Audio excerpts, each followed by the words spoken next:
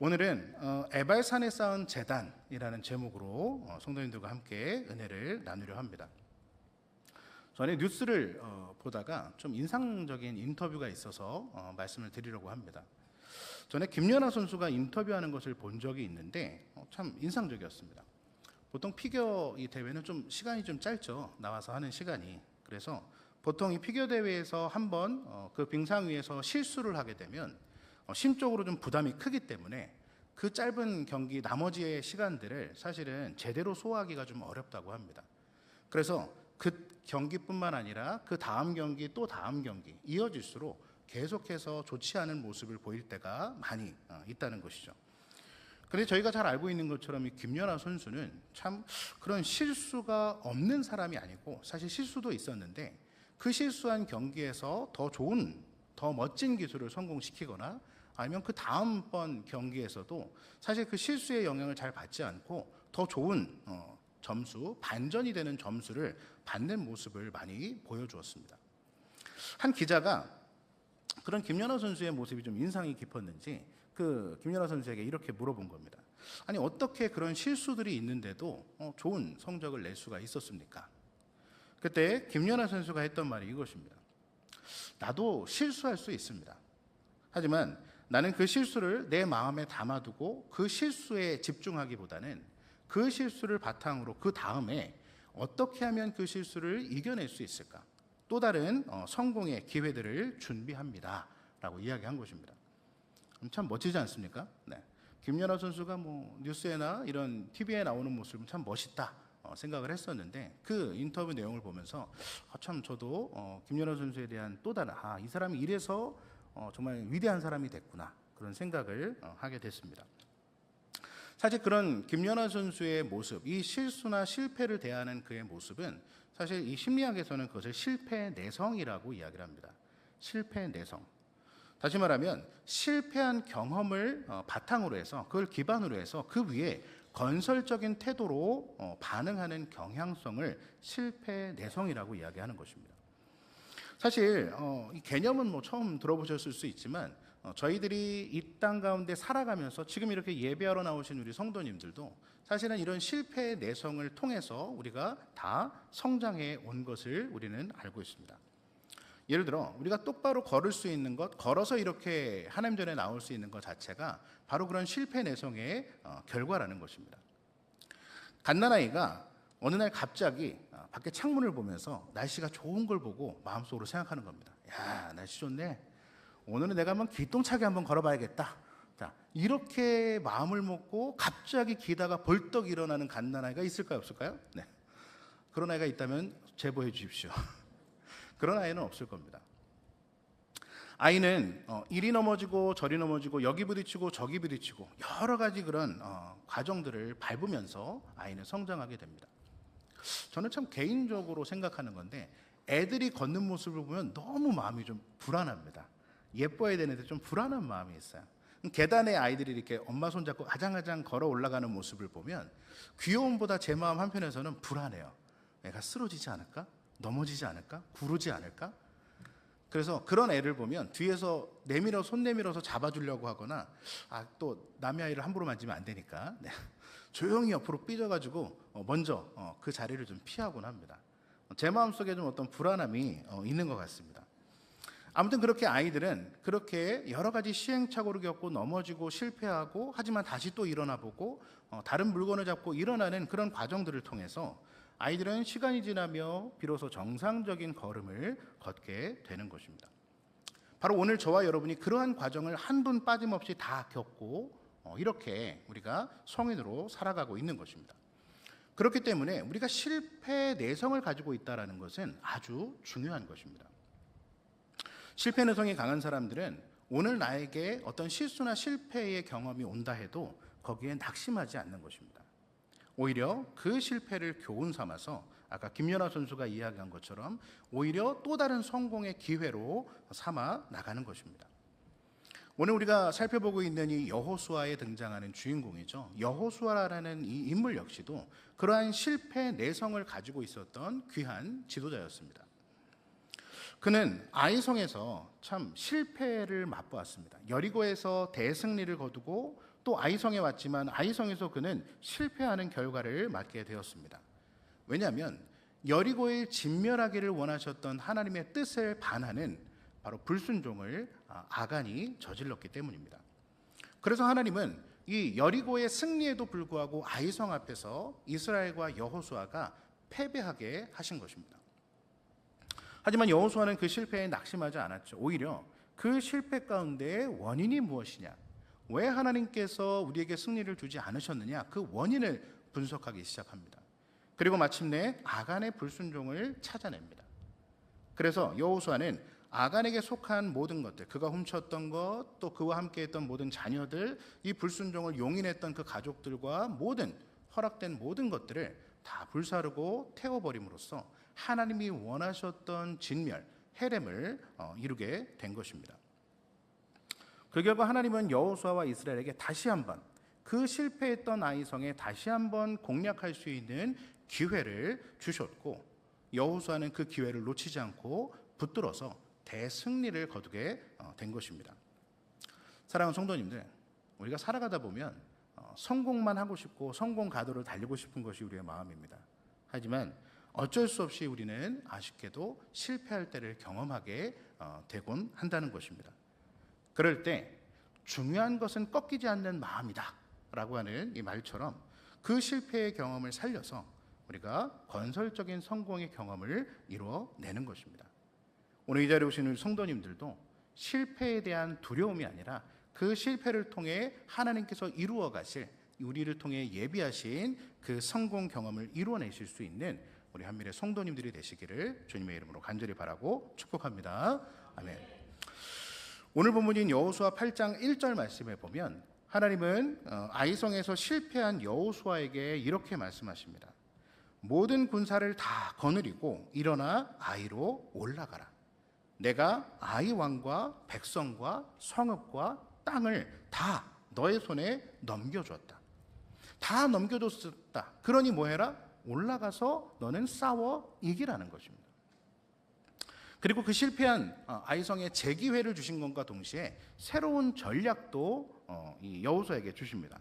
8장 2절 말씀에 보면 너는 아이성 뒤에 복병을 둘지니라 라고 이야기합니다. 여리고성에서는 그냥 주위를 돌기만 하면 됐습니다. 하루에 한 바퀴씩 7일 동안 돌고 마지막 때 7바퀴를 돌면 하나님께서 전쟁을 수행하셨습니다. 그러니까 이스라엘이 할 일은 그냥 걷는 것 외에는 없었어요. 그런데 아이성에서 하나님은 여호수아에게 뭐라고 말씀하시냐면 복병을 두라 말씀하십니다. 그러니까 이번 아이성에서는 여호수아와 이스라엘이 해야 될 역할이 분명하게 있는 것입니다. 복병을 매복시키고 그 복병으로서 전쟁에 임하는 것, 그것이 아이성에서 그들에게 새롭게 주어진 하나님의 전략인 것입니다. 자, 전략이 바뀌었습니다. 그럼 뭐가 바뀌겠습니까? 전리품의 분배도 바뀌어야 됩니다. 역시 8장 2절 말씀에 보면 거기서 탈취할 물건과 가축, 즉 아이성의 전쟁을 통해 얻게 되는 모든 물건과 가축은 너희 스스로 가져라. 하나님은 말씀하고 계시다는 것입니다. 사랑하는 성도님들, 하나님의 방식은 바로 이런 것입니다. 하나님은 우리와 함께 하시면서 우리에게 가장 필요한 것, 필요한 최적의 전략, 필요한 최적의 보상이 무엇인지를 알고 계시고 그것을 우리에게 허락해 주신다는 것입니다. 그래서 먹을 것을 구할 수 없었던 광야에서 하나님은 백성들을 위해 어떻게 하셨느냐? 광야에서 농사를 지으라 말씀하지 않으셨습니다.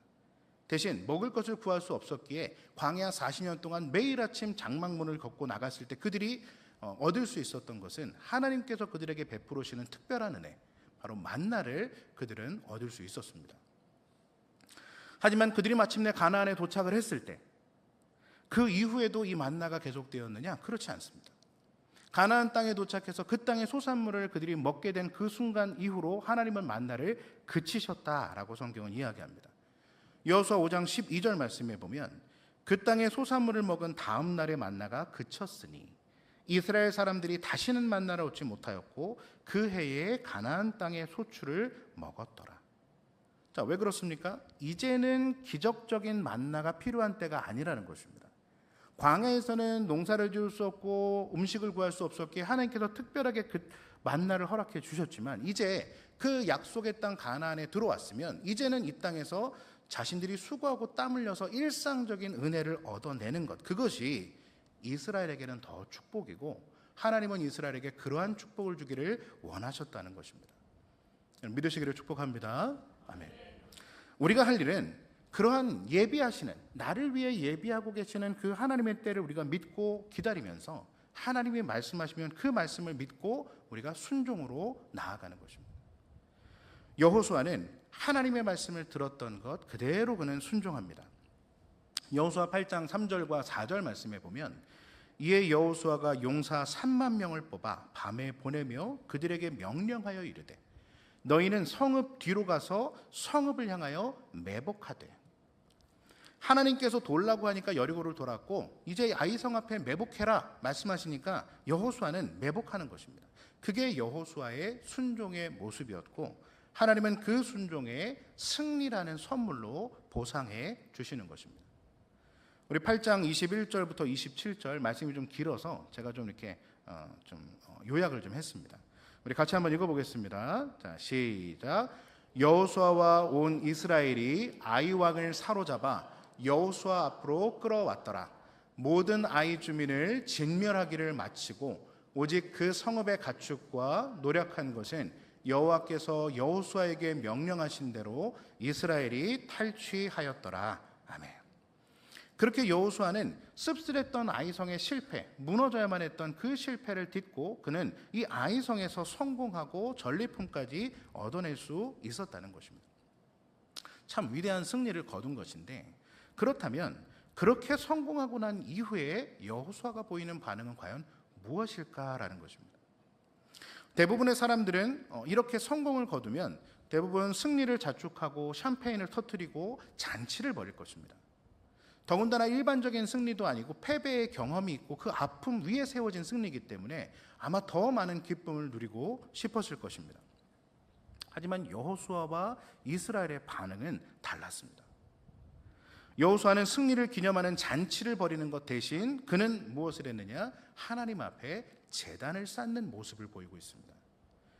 여호수아 8장 30절 오늘 본문 말씀 우리가 함께 보겠습니다. 그때 여호수아가 이스라엘의 하나님 여호와를 위하여 에발산에 한 제단을 쌓았으니. 여러분, 제단을 쌓은 것이 뭐가 그렇게 대수냐라고 말씀하실지도 모르겠습니다. 하지만 이 제단을 쌓은 에발산의 위치를 보면 얼마나 이 제단을 쌓았던 것이 중요한 의미를 가지고 있는지 알 수 있습니다. 에발산은 여호수아가 승리를 거둔 이 아이성에서부터 북쪽으로 약 30km 정도 떨어진 곳에 위치한 해발 950m 정도 되는 아주 높은 산이었습니다. 지금이야 뭐 30km면 뭐 차 타고 금방 도착을 하지만 그 당시에 이 30km 정도의 거리는 약 이틀 정도를 진행해야 갈 수 있는 거리였습니다. 여러분, 전쟁을 마치고 피곤해 죽겠습니다. 더군다나 한번 패배를 경험했기 때문에 사실 이스라엘 사람들은 굉장한 피로가 쌓여 있는 상태입니다. 승리를 했지만 여전히 피곤해 죽겠고, 자, 여리고를 넘어서 아이성까지 왔기 때문에 사실 지금 이스라엘이 처해 있는 곳은 가나안 적진, 가나안과 대적하고 있는 그 적진 한가운데 지금 이스라엘이 지금 있었습니다. 수많은 가나안의 대적들이 여리고를 건너 아이성으로 오는 그 이스라엘을 주목하고 있고 과연 어떤 일들을 벌일까 지금 모든 촉각을 다 곤두세우고 있는 상황입니다. 그런데 여호수아는 그 상황에서도 굳이 지쳐있는 이스라엘을 굳이 이끌고 이틀거리를 행군해서 그곳에 있는 산에 그가 제단을 쌓고 있는 것입니다. 누군가가 그런 이스라엘의 여호수아의 결단과 선택, 제단을 쌓는 이 모습을 본다면 누가 봐도 합리적이지 못한, 조금은 비합리적으로 보이는 모습입니다. 하지만 동시에 그 제단을 쌓는 모습은 무엇보다 성경적인 모습이었다는 것입니다. 출타 중이신 우리 상담의 대가, 우리 담임 목사님께서 지으신 분노치료라는 책이 있습니다. 여러분 꼭 사서 보시기를 바랍니다. 자, 이 분노치료라는 책에 보면 우리가 가져야 될 가장 건강한 사고의 방식을 이렇게 소개하고 있습니다. 앞에 화면에 보시면 가장 낮은 것이 비합리적인 사고, 그것보다 높은 것이 합리적인 사고, 그것보다 더 사실 건강한 사고방식은 성경적인 사고라는 것입니다. 우리의 삶에 일어나는 많은 문제들이 있죠. 부정적인 감정들, 부정이든 우울이든 여러 가지 부정적인 감정들이 사실 어디서부터 시작되느냐? 내가 가지고 있는 비합리적인 사고, 내 안에 왜곡되어 있는 사고들이 그러한 부정적인 감정을 끌어냅니다. 그렇기 때문에 이 비합리적인 사고를 합리적인 사고로 바꾸기만 해도, 그게 상담에서는 이제 인지치료라고 이야기를 하는데, 내 생각을 합리적으로 바꾸기만 해도 대부분의 부정적인 감정들은 긍정적인 감정으로 바뀔 수가 있는 것입니다. 그런데 이 합리적인 감정도, 합리적인 사고, 합리적인 생각도 사실은 좀 한계가 있습니다. 이 합리적인 사고보다 더 뛰어난 것, 그것이 뭐냐? 바로 성경적인 사고라고 말씀하고 있는 겁니다. 예를 들어 이런 겁니다.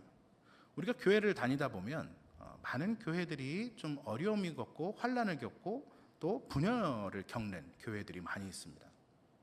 그 교회에 가서 이야기를 들어보면 그 마음 가운데 상처들이 왜 그렇게 많은지 모르겠습니다.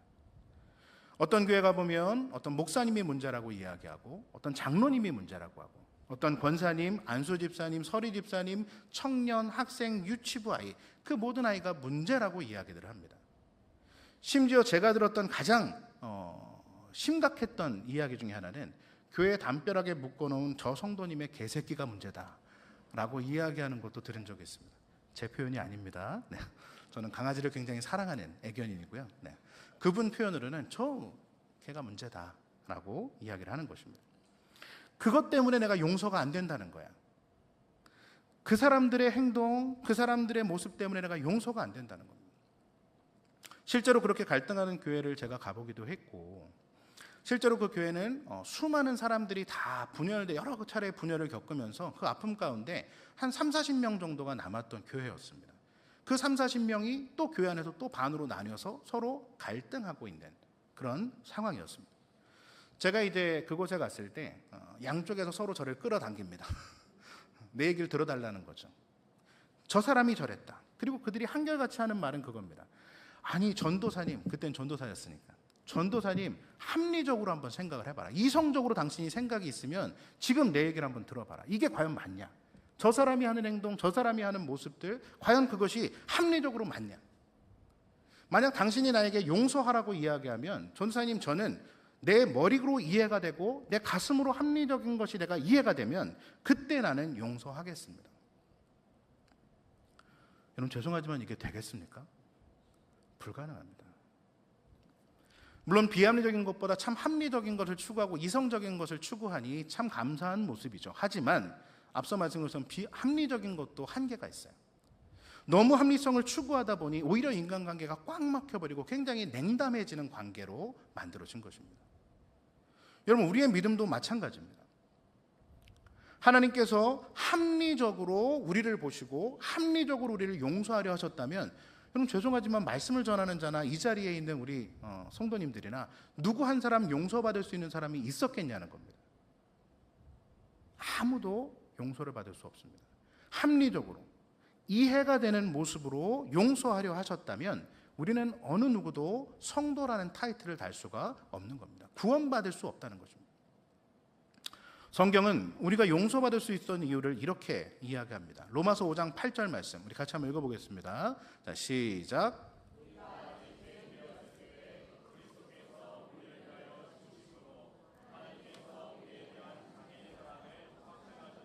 아멘. 하나님이 보실 때 합리적으로 우리의 행동이 가서 충분히 이 사람은 용서해야겠다, 그 용서할 만하기 때문에 용서한 것이 아니라는 것입니다. 여전히 죄인이에요. 여전히 용서받지 못할 상태에 우리는 놓여 있었지만 그 죄인인 상태였던 우리를 그럼에도 불구하고 하나님이 먼저 용서하시고 먼저 손길을 내밀어 주셨다는 것입니다. 여전히 죄인은 우리를 위해 하나님이신 예수님께서 직접 사람의 몸을 입고 이 땅에 오셨고, 살인자들이나 지었어야 할 그 불합리한 십자가를 지고 친히 죽어 주셨다는 것입니다.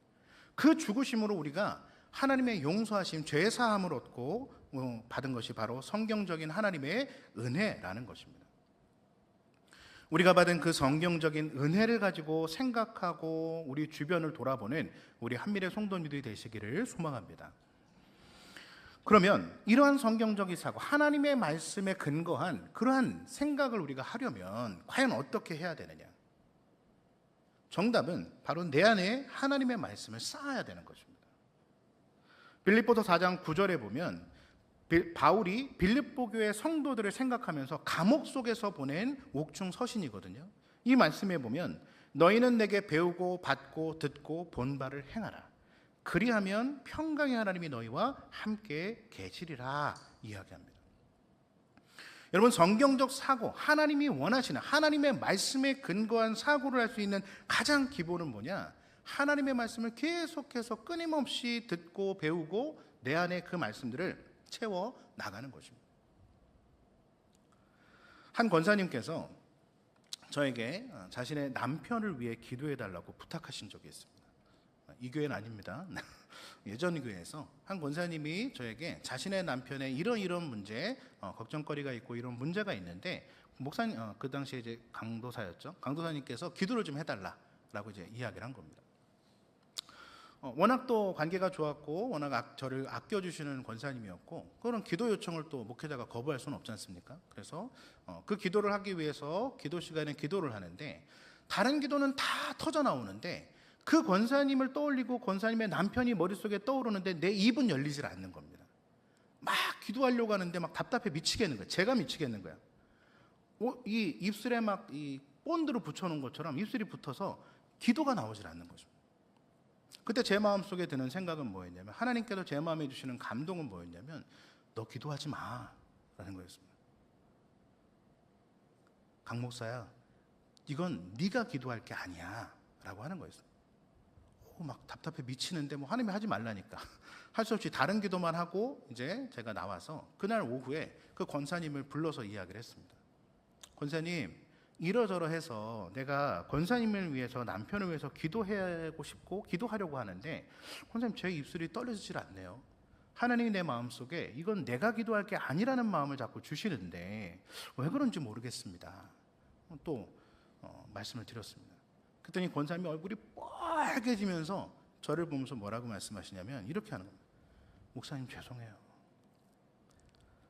제가 기도를 안 했었네요 라고 이야기하는 겁니다. 정작 남편의 문제를 보고 남편의 어려움을 보고 기도 요청은 사람들에게 수없이 하고 목사에게도 기도 요청을 했지만 정작 자기 자신은 남편을 위해 기도하지 않았었던 걸 이 분이 권사님이 깨달은 거예요. 그리고 이제 저에게 이야기하는 거예요. 하나님이 기도하지 말라고 하는 거 제가 다 이해가 되네. 목사님, 내가 먼저 기도할게요. 그리고 이제 헤어졌던 그런 기억이 납니다. 기도 응답을 받으려면 내가 먼저 기도해야 되는 것입니다. 마찬가지로 하나님의 말씀에 근거한 사고를 내가 하기를 원한다면 그 말씀을 내가 먼저 읽고 배우고 내 안에 채워야 된다는 것입니다. 오늘 이 자리에 오신 성도님들, 하나님의 말씀, 성경적인 사고를 가지고 이 땅 가운데 위대한 일꾼으로 서기를 원하십니까? 아멘이십니까? 저기를 가시면 됩니다. 캠프를 통해 하나님께서 가장 쉽고 확실한, 가장 배울 수 있고 가장 확실하게 여러분들이 습득하실 수 있는 귀한 시간을 마련해 주셨습니다. 우리 성도님들이 함께 가셔서 그 확실한 길 가운데 말씀을 배우고 말씀적인 사고를 통해 성공을 이루어내는 우리 한미래 성도님들 되시기를 축복합니다. 아멘. 여호수아는 늘 하나님의 말씀에 귀를 기울였던 사람이에요. 그래서 아이성에서 실패하고 다시 한번 재기회를 통해 성공을 이루어냈을 때 여호수아는 자기가 해야 될 일이 무엇인지를 말씀 가운데 그는 찾아낸 것입니다. 여러분, 신명기 27장 4절에서 7절 말씀, 자, 이거는 가나안 땅에 들어가지 못했던, 가나안을 눈앞에 두고 마지막 고별 설교를 했던 모세가 이스라엘 백성들에게 하나님의 말씀을 대신 전한 내용입니다. 이 내용에 보면 너희가 요단을 건너거든, 자기는 못 가요. 모세는 못 건너가는데 이제 너희가 건너가게 될 거야. 하나님이 너희와 함께 하시기 때문에 너희는 건너갈 거야. 모세는 이걸 믿은 겁니다. 너희가 요단을 건너가거든 내가 오늘 너희에게 명령하는 이 돌들을 에발산에 세우고 그 위에 석회를 바를 것이며 또 거기서 내 하나님 여호와를 위하여 제단을 쌓고 그 위에 내 하나님 여호와께 번제를 드릴 것이며 또 화목제를 드려라. 모세가 가나안에 들어가기도 전에 가나안에 들어가서 해야 될 행동 지침을 말씀해 주신 것입니다. 이미 모세는 그 땅에, 가나안이 땅에 들어갈 것을 믿은 거야. 자기는 들어가지 못하지만 하나님이 인도하시니 너희는 들어갈 거야. 그러니 꼭 들어가면 이렇게 해라고 말씀해 주신 것입니다. 여러분, 까먹어서 우리가 못하죠. 하고 싶지만 까먹어서 못하는 것이, 이게 기억이 나면 하나님의 말씀을 듣고 하나님의 말씀이 새겨진 사람은 자신 머릿속에 들어온 그 하나님의 말씀대로 행동으로 옮기게 되어 있다는 것입니다. 여호수아는 자신이 들었던 것을 떠올리는 순간 그가 어떤 행동으로 이었느냐, 오늘 본문 여호수아 8장 30절에서 31절 말씀해 보면, 그때 여호수아가 이스라엘의 하나님 여호와를 위하여 에발산에, 자, 모세가 지시한 정확한 산 에발산에 한 제단을 쌓았습니다. 그리고 그곳에서 여호와께 번제물과 화목제물을 그 위에 드렸다라고 이야기합니다. 모세가 지시한 그대로 했다는 것입니다. 왜? 그게 하나님이 가나안과 이스라엘에게 원하시는 것이었기 때문에. 내가 생각하는 합리적인 건 아이성에서 승리했으니 아이성에서 잔치를 벌이는 것이 합리적인 생각이었지만, 하나님이 원하시는 것이 에발산에 제단을 쌓는 것이라면 내가 힘들어도 하나님이 원하시는 그 이틀거리 떨어진 곳에 가서 제단을 쌓는 것, 그것이 바로 성경적인 사고를 가진 여호수아의 선택이었다는 것입니다. 여러분, 미리 말한 모세도 참 대단하고 그것을 기억하고 실천으로 옮기는 이 여호수아도 참 위대한 사람인 것 같습니다. 미리 배우는 자리에 가서 듣고 배우고 실천하는 우리 성도님들이 되시기를 축복합니다. 비합리적이지만 그러나 성경적인 사고, 하나님 말씀 중심적인 사고와 행동으로 그가 에발산까지 가서 제단을 쌓았을 때 그에게는 어떤 일이 일어났느냐. 자, 여호수아 9장 1절과 2절 말씀해 보면, 이일 후에 요단 서쪽 산지와 평지와 레바논 앞 대해 연안에 있는 헷사람과 아모리 사람과 가나안 사람과 브리스 사람과 히 사람과 여부스 사람, 가나안의 모든 민족이죠. 가나안의 모든 왕들이 자, 이 이야기를 듣고 그 후에 모여서 일심으로 여호수아와 이스라엘에 맞서 싸우려 했습니다. 현대어 성경에서는 그걸 이렇게 표현합니다. 이 왕들은 그 소문에 놀랐다. 여러분, 가나안의 민족들이 단 하나의 민족, 이 여호수아와 이스라엘의 모습을 보고 온 가나안이 다 모여들어서 연합전선을 펼친 겁니다. 왜요? 두려움이 그들의 마음 가운데 쌓인 겁니다. 전쟁은 시작하지도 않았지만 이미 두려움이 쌓였다는 건 이미 그들과 전쟁에서 이미 여호수아는 승리를 거둔 것입니다.